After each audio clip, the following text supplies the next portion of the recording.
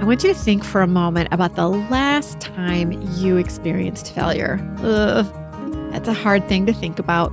I know. But how did you manage this experience? Did you have a crippling feeling of anxiety and gloom that was difficult to overcome? Or did you kind of lean into your failure and once it was over, you sifted through the debris and the aftermath to find the goodness that came from what you learned during this experience? Welcome to the BDI Create Today podcast. This is a podcast where we uncover and discover the who, what, where, when, why, and how you can be creative or have more creativity. And together we'll explore the extraordinary impact that creativity can have in your life, in heart, mind, body, and soul. And if we haven't met yet, I'm Beth Buffington, a licensed artist, digital illustration instructor, and a creative coach living just outside of the Windy City, Chicago. But mostly, I'm someone who is curious about how creativity can weave its way into nearly everything in our lives. Now, each week, we are going to look at one or more of the sparkly facets that make up the ever-changing kaleidoscope that is creativity. Well, hello again, my creative friend. I am so glad you are here to join me in another episode of Create Today. Today, we are exploring the powerful realm of the creative mind. We're going to think about how we use our mind and determine if we've set it to embrace growth or fear failure. And then we'll consider if we might want to just reconsider things in our mind just a little to help us become a more curious and confident creative. So get cozy and grab your favorite art supplies or crafty tools and get creative while we chat about creativity. So, my friend, the way we think about how we could or should grow our creative passions, well, that determines the outcome for projects that we create and for our overall creative growth. Now, this means that just how you think about what to do next with your creativity can be a game changer. Creativity is not just about having artsy skills or knowing the latest and greatest techniques. There's more to it. A very important part of our creativity is how we think about our creative abilities. How we think about ourselves and our work, well, that is called a mindset, a way of thinking that allows us to navigate challenges and see opportunities with our creativity. Have you noticed lately that the words mindset and being mindful of or about something have become popular buzzwords, and for good reason? But buzzwords, they tend to water down and then oversimplify the meanings of the word that is currently buzzing. And this can blur the true definition of the buzzword. And then the goodness that this word is providing to us kind of gets lost. So, mindset. Now, I'm pretty sure you've heard this word before. We've mentioned it here more than once on Create Today. So let's take a moment to really focus on this word mindset so we can be sure we are understanding what it means.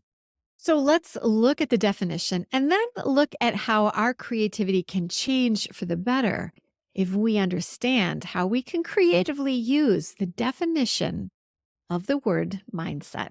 Stanford psychologist Carol Dweck has done a lot of research on mindset.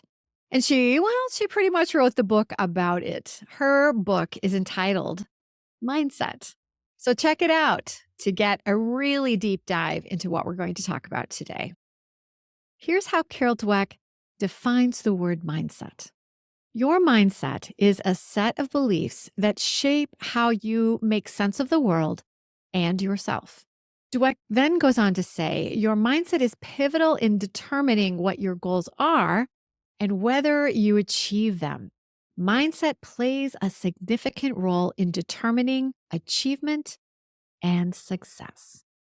This means that what you believe about yourself impacts your success or failure. Oh, wow. Right? Whew. Let's talk a little bit more about Carol Dweck and her research on mindset. Her research found two distinct types of mindset. One is the growth mindset, and the other is a fixed mindset. And here's a quick explanation of both from the creative perspective. If you're creative with a growth mindset, you view your creative talents like a garden. A growth mindset believes that you're capable of learning new skills that will help your creativity to grow and produce bounty season after season after season. Now, creatives with a fixed mindset see their talents as a finite area, like a beautiful sculpture frozen in marble.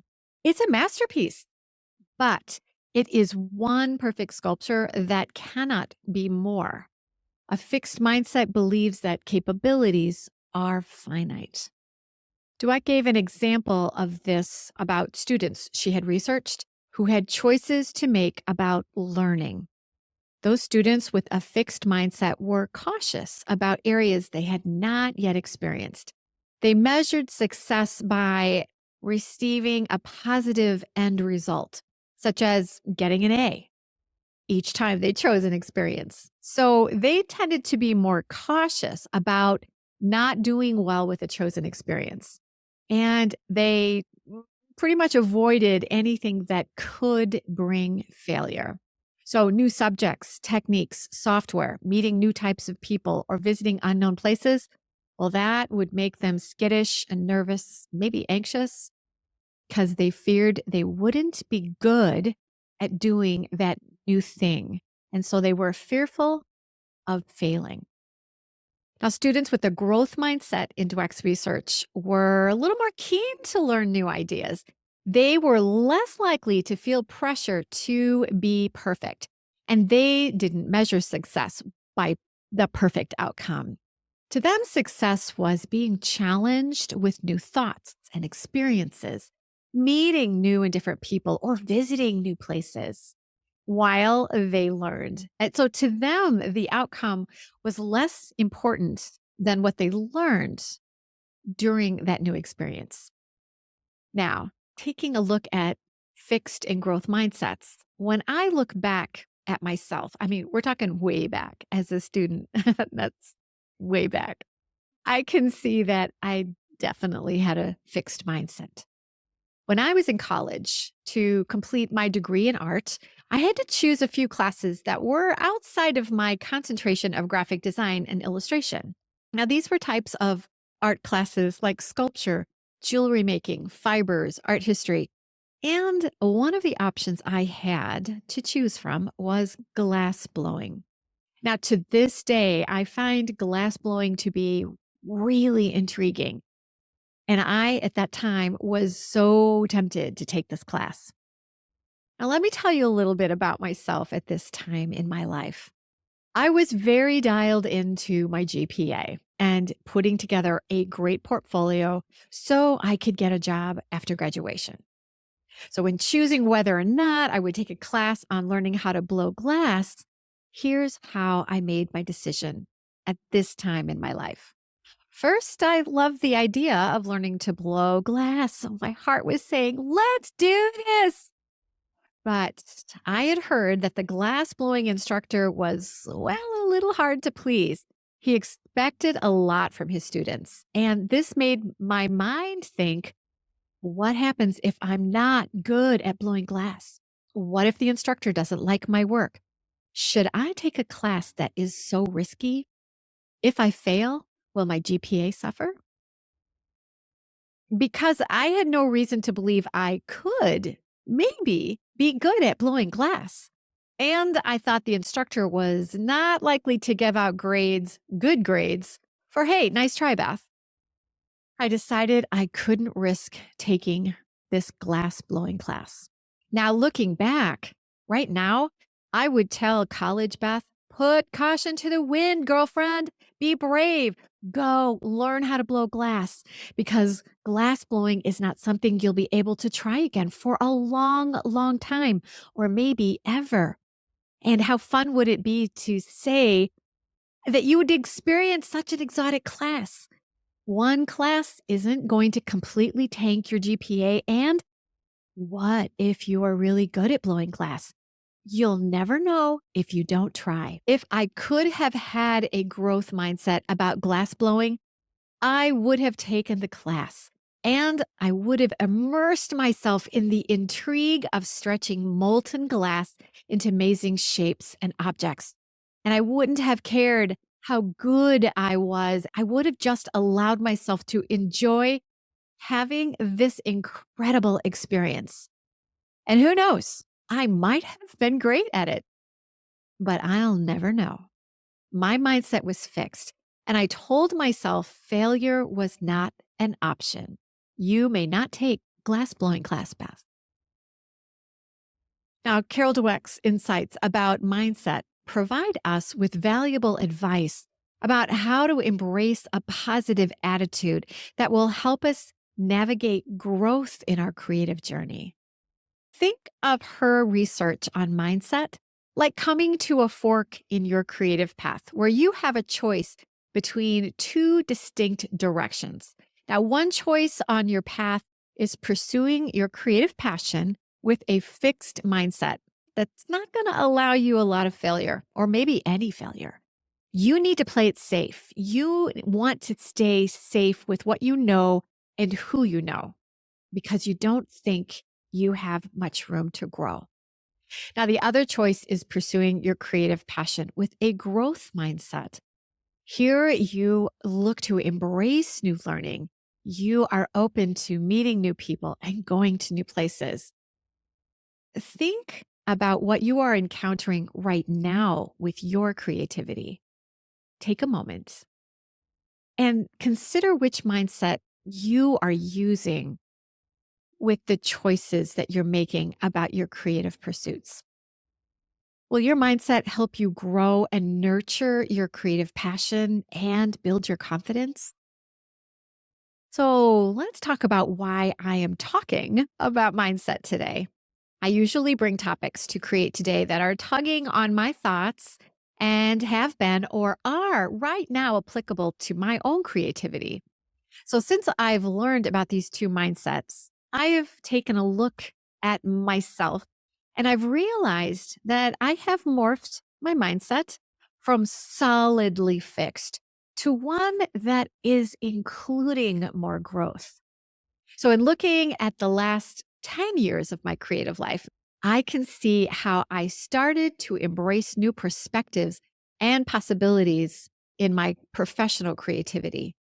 And here's what I learned in this reflection. Each time I was brave, each time I tried something new, it made me a little more confident that I could do something else that was new. I realized I could learn new things. Meeting and making friends with people who weren't a carbon copy of myself was good for me. Traveling to new places was scary the first time, but it got easier. So, in the past 10 years, I have learned new software to create my art. I can make and edit videos. I've learned how to organize and build websites to help me teach. I've learned to trust myself to travel to new places all by myself. And I've realized that I should never stop learning. I'm constantly signing up for my next course, my next workshop or webinar or masterclass. So let's consider how to think about mindset. How do we determine if the mindset we have right now, if it's fixed or if it's including room for growth? And then let's decide if we need to reconsider the path that we are currently on. So let's look at two areas where having the correct mindset is really important. Let's first take a peek at failure.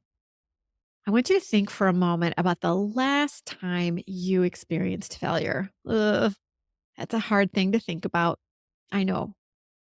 But how did you manage this experience? Did you have a crippling feeling of anxiety and gloom that was difficult to overcome?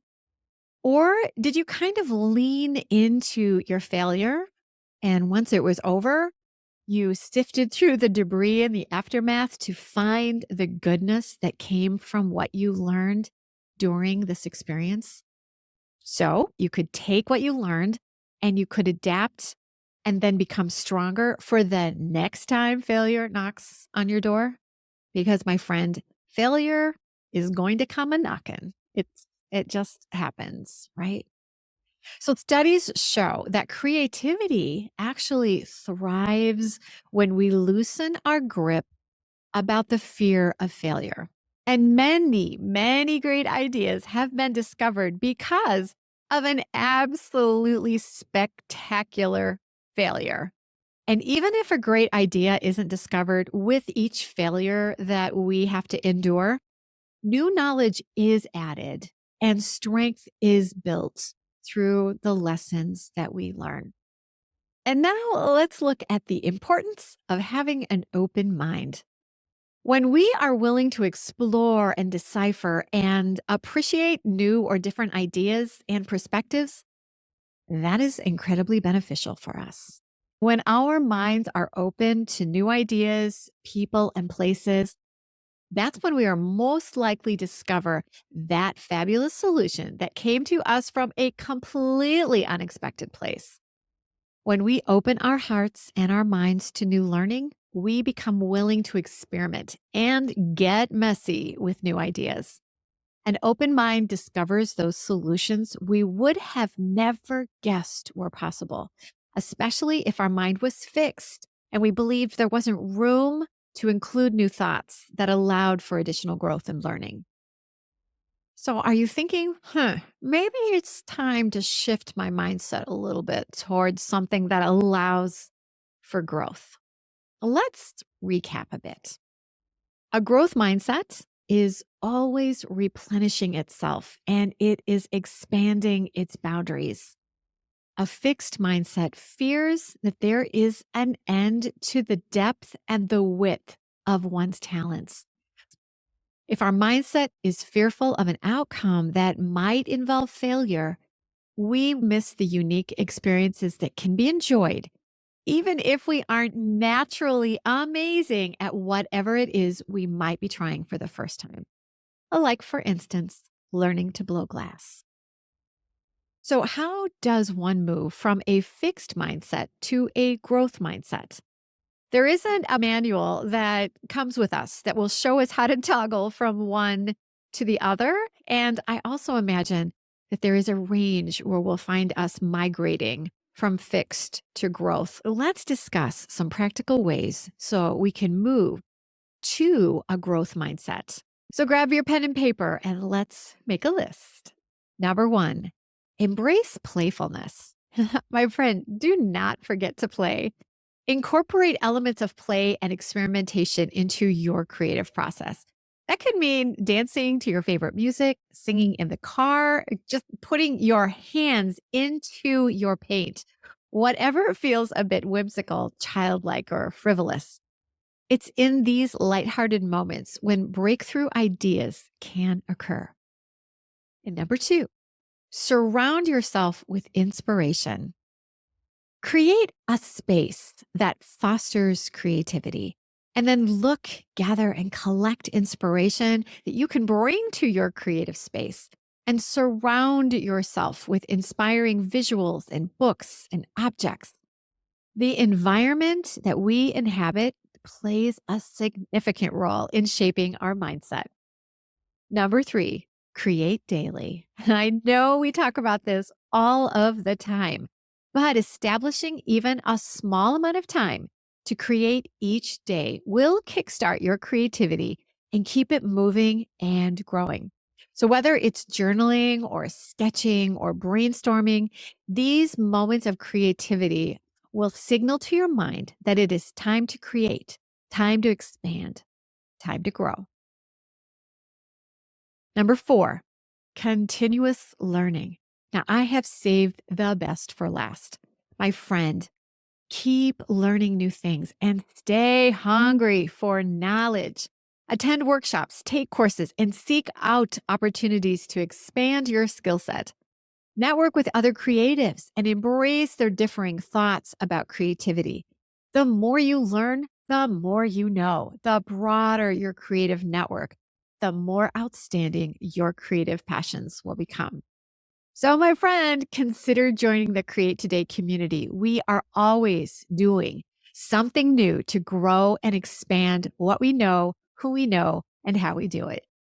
The creative mindset is ever evolving. By embracing failure and having an open mind, we choose the path that will include more innovative thinking and groundbreaking creations. So, as you choose the direction for your creative path, remember that the right mindset can be your greatest asset. When was the last time you tried something new and threw caution to the wind about whether or not you would or could be good at it? My friend Anne LaFollette says it's never too late to create, and she is so right. It's never too late to be playful, to be open-minded, to learn new things, to meet new people, to visit new places. So spread those creative wings and prepare for flight. Embrace your fear of heights. Imagine with a growth mindset what you can create today through the experiences you'll encounter when you choose to fly. So I ask you, what will you create today? Until next time, stay creative, my friend. Oh, here's one more note from our sponsor, and that's still me. I have an exciting invitation for you. I know it feels like winter is going to be here forever, but my friend, summer is coming. So one thing you can do to prepare for an amazing summer is to make time for your creativity to blossom. So this summer, create today with me. You'll enjoy days of drawing at a beautiful all-inclusive retreat center that caters to creatives. Join me at the Artist Rising Retreat Center in the beautiful Connecticut River Valley Inn. The dates are July 28th through August 1st.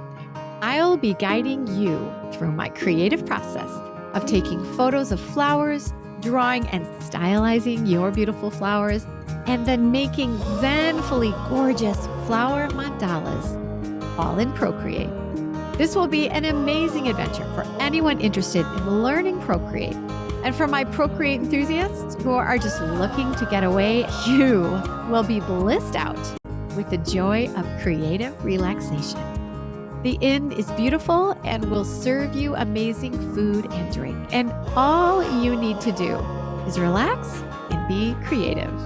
So come and bring a friend or 2 or 3 and meet me in Connecticut this summer for some lovely sun-filled days. And we will create today together. For registration and for more information, just go to www.artistsrising.net/Beth-Buffington-2024. That's www.artistsrising.net/Beth-Buffington-2024. Or you can just look at the show notes for the link, and you can also find the information on my Instagram page. Just search for Beth Buffington. I cannot wait to create today with you this summer.